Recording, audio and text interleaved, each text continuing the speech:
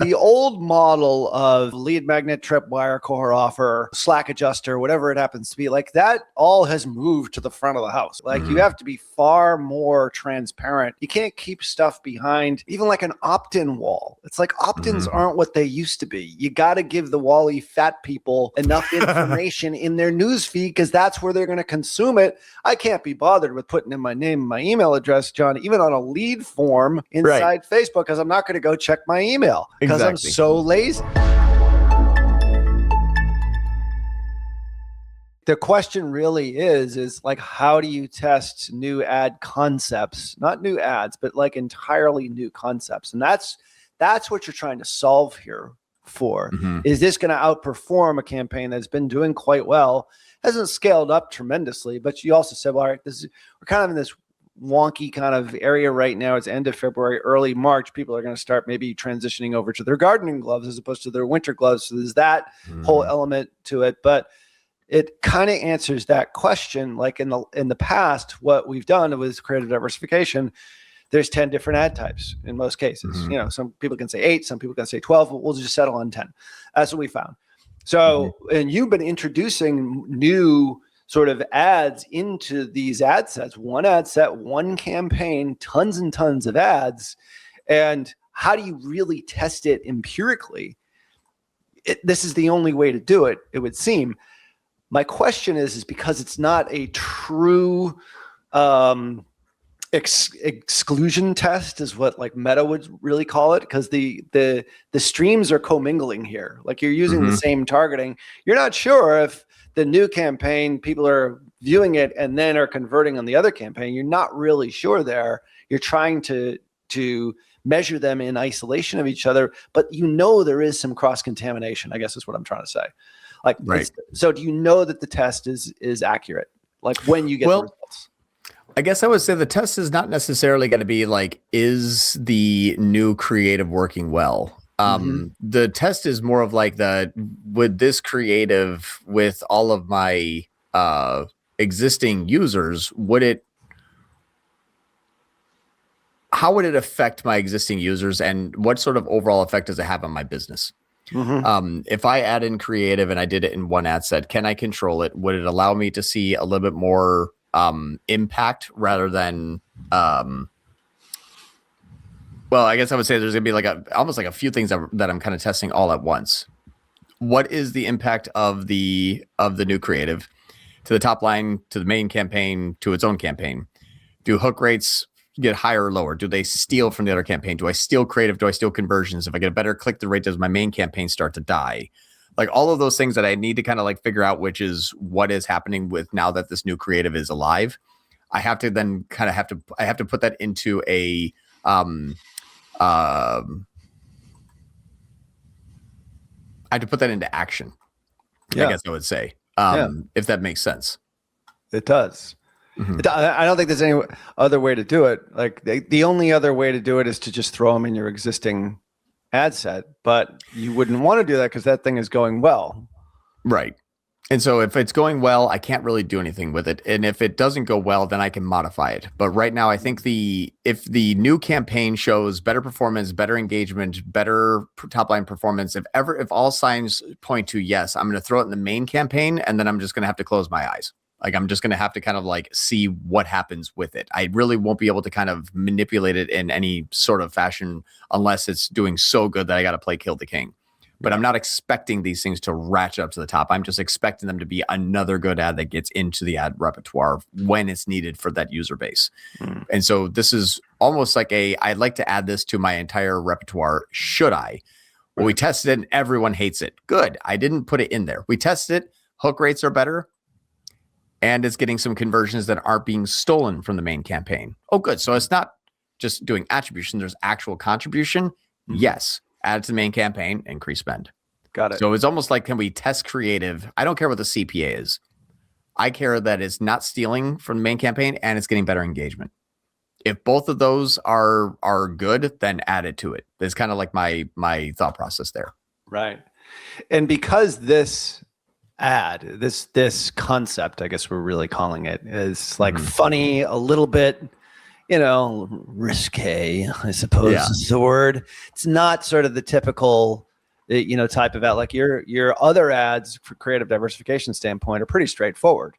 Mm-hmm. Like there's, us versus them, if I'm not mistaken. There's UGC. There's, I think, is there a founder story in there somewhere? Like you've used sort of the classic sort of ad types, but they're all generalized in the same concept or theme. This one is so different. It's like you don't want to poison that pool. And that's the reason why you would want to do it in a separate ad set. Is it separate ad set and campaign, or is it just separate ad set? I forget now when you were clicking around. It's just separate ad set. No, same campaign, just separate ad set. Exactly right. So that's what I like right now. What Meta basically says is, hey, if this ad set finds better users, it will dedupe. I want that. I kind of want to be able to dedupe the opportunity. Now, the opportunity become pre-click though. It means that the main campaign is going to go after Ralph. Ralph, you've mediocrely engaged in the campaigns that I'm going after you in the main campaign. Now, the new campaign said, hey, what about these ads? You're like, oh, these things are amazing. If you get deduped to the main campaign, if you get deduped to the new ad set, the spend from the old ad set is now dead and gone. And that's why it's not great. We don't want to necessarily take 5 ad sets, spend 5 times. Only one ad set with the spend I got chosen. So 4 of the 5 ad spends are exploratory and didn't work very well.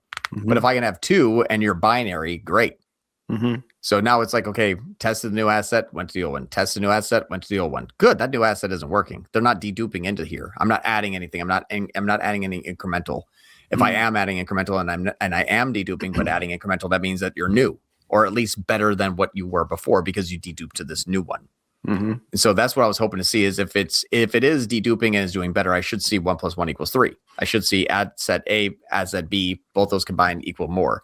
First 2 days, did not see anything like that. I'm not too worried about though. Third day, seeing amazing performance, give it more time. If this works out better, then I potentially have a way to launch a new ad set, put new creatives in there. If it works well, is it the same? Is similar enough concept, or it's a glove? Yeah, it's a glove. We're talking about a joke about a glove. It's wildly different concept, but not so much that we're going to be like, no, now I definitely want the. You're still selling a glove. Right. I'm still selling a glove. Exactly right. There's nothing human interaction wildly different. Right. You're still putting it on your hand, as I recall. Exactly. So, this is super interesting. I think I was thinking of a question and then it just it just vanished from my brain. My question on this is that why are you not increasing or scaling spend on the main campaign? I mean, this test is interesting, but obviously, like January, February, like these guys are doing great. You're getting an NCAC that's right in the ballpark. I remember it was like 15, maybe it's a little bit higher now than it was before. Average order value is in and around 100 thereabouts. Pretty good. Why aren't you scaling up, especially in January, February? Is it an inventory issue? Like, what's the situation there? Yeah, inventory issue for sure. We usually sell out after Black Friday, Cyber Monday. So last year we actually were dormant for 3/4 of January. January 10th we ran out of stock, and then February 1st we had to market again. So year over year we're kind of confused on what to do now. Kind of reason why we ran this test. We're like, we don't even know what our sales were last year. We ran out of stock. This year we don't really know what we can spend because we're low on stock. And so he goes, I'd like to test some new creative. I said, perfect. And so that's when he's like, hey, what about these? They're tongue in cheek, way outside of it. He's like, do you think we'll get banned on it? I'm like, no, we won't get banned, but it's much different than what we're used to. We're used to high quality, family friendly, family owned, like, got to go out there and milk the cow, make sure you have your glove. And now we're like, we're taking a different approach to it. There's a very specific avatar, like exactly. This is so if I don't need to increase spend, avatar, Yeah. And if I don't need to increase spend, and I don't know what I'm expecting, and I have no goals at this time, we get to mess around a little bit. And so that's what I'm using this campaign here to test this as, can I use ad sets pragmatically? I do not want to use them long term because then I'm just going to be playing the bounce around between the spend twice and get one. It's almost like it's like cut twice, measure once. It's like reverse. We don't want to spend twice, get one sale. I want to spend a little bit, make sure, and then include it. And then ad set goes away, add ad spend and spend more. Because now I have more ads with better hook rate. That equals more spend. Right. Makes sense. Yeah. Interesting. Well, we can do follow-ups on this. And it's going to be cool. My question was the one that went poof, is how long before the test is complete? Is it a function of this? Because this is not spending a tremendous amount. I think it was $50 a day, which isn't a lot. Could you speed up the learning by giving it, or 4x the learning speed by doing a $200 a day budget? Like where does that psychology or where does that thought process sort of come into play here? Yeah, actually, I think this is kind of cool. We're going to bust out paint. Because I have a lot of questions that talk about ad spend and appropriate levels, and I will want get to questions. By the way, sorry. Yeah, well, this will be just a 2-minute explanation, and we'll get to questions. Yep. So we're gonna do this. We're gonna draw an x-axis and a y-axis. Okay. Now the y-axis here, this is going to be, let's say time. No, time's gonna be down here. Sorry, and this one's going to be ad spend. So there's an X and Y axis, and there's a unknown dotted line. Can I do a dotted line? I think I could do a dotted line, right? I don't even know if I can. I don't know. Must paint expert. There's like 7 features, so I should know like at least one of them. But apparently I don't know any feature. I know, right? Okay, so we're just going to play with pencils. So let's just say this is the dotted line. Perfect. That's your dotted line. That is it. Wow. So there's your dotted line. And now I'm going to draw a solid line, which I don't even know how to do that. All right, cool. This will be a little thicker brush. So here's your ad spend and this is your time. And it believes that it can do this over time. Yep. Now we're here. Let's say right here. Can I increase spend now? Yes. But if I go too far out past this delta of time and ad spend where I increase spend too quickly for the time, it was learning at this pace. I outpaced this learning. Right. And this is where you're like, I add an ad spend, but nothing's happening. Now, if you give it more time, a lot of times what will happen is when it catches up, these two can meet. And this is what I spent too early. ROAS went down. Once my sales caught up, my ROAS went up. Well, did it normalize? Yep. I'm at the same ROAS here as I am in here. It was just an aggressive scale. Okay. So that's number one. Now, talking about number 2, you have the opposites, which is, okay, I have your time and there's your dotted line. Yep. And we did this. Okay, this is the start of our season right here. Like this is where the start of everything happens. This is when ad spend increases. Typically we do this and we're like, okay, ad spend here. We raise our ad spend up for the quarter and then we do this and yeah, everything looked good. You see that the ad spend went up and then sales, they kind of just, they did that. They followed right along with it. Yeah. And that's because it was learning at that pace. Yep. So when we're looking at ad spend learning and should we increase or decrease? If I increase it and I dump a whole bunch of cold traffic and it's learning on a 10-day sales cycle because that's how long it takes for them to get a person then get to buy, it takes 10 days. Okay. Well, if I'm like day 1 scale, day 3 scale, day 9 scale, like I'm still on day 1. Stop it. I'm outpacing the time. That's an important feature right there, which I think people like, because that is a question that I think a lot of people have. It's like, when do I scale? How long should it take? How fast should I, based upon my current ad spend? And it really is, it's time from first impression or maybe first click to sale. And you know that in this particular case, on average, it's 10 days. It might be 1 day for a lot of people. I mean, obviously there's some 1-day clicks that are in there, but how many times did they view before that? Because we'll never know. Exactly. Facebook's only going to show you the click because that's the last thing that they did. So, so this is an educated way of scale. The reason why you're not freaking out is because this isn't a 1-day purchase cycle. It's literally it's longer. It's 7 to 10 days, let's say, just for example. It's a $120 glove, right? You're going to spend 10 times more on this glove than you would at Walmart, and it's going to take some time. And now, an adult joke's not going to get you there. Right. But engaging in funny content that allows you now to see all of my other ads because the hook rate is high. Yes, that you got my attention. Yeah. Exactly. Absolutely. Ralph's interested. Why? He giggled at the hand job joke. Well, let's start showing them some ads. Yep.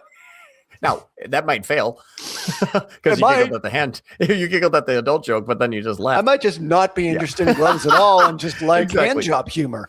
So exactly. Yeah, we're simple creatures. So here's this in reverse. Like this is Black Friday, Cyber Monday. Okay, so my ad spend in here, this is the time period. This is like 2 days before Black Friday, Cyber Monday. And all of a sudden, Black Friday, Cyber Monday kicks off, and I'm in Google, and everyone's buying through email, buying organic and direct, and everything's just shooting up to the moon, and woo, the sales are coming in, but my spend is still down here. Now this is in that situation where we get into the course where it's like, well, do we need to increase ad spend?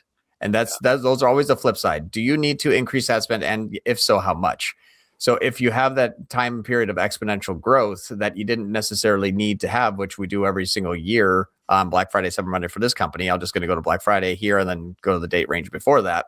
If we look here, when you have on the graph, again, let's just look at that graph all together, the same weekly graph, and you have costs and you have conversions, costs going here. And then let me just do my metrics of conversion value by time, because otherwise it doesn't make sense. Conversion value by time. There it is. So conversion value by time, because that's the actual Black Friday. Remove the segmentation by conversion action. There you go. So if I'm like, all right, here comes Black Friday right here, and we're here, I'm going to increase my spend to here. Wow, look at that. I increased my spend and I increased my conversions. This is a good idea. No, you can actually keep your spend the same and demand will increase, and that delta is just pure profit. So blue line's going to go up anyway. Don't make red line go up because of it. That means your money just goes out the window because that was going to go up anyway. Right. It's like overspending. And that's on Amazon, where you're just like getting those sales anyway. Do I need to increase spend? Do I need more new traffic from that concept? If so, what will that tell me? That tell me that concept can stand on its own. Do it. Yeah.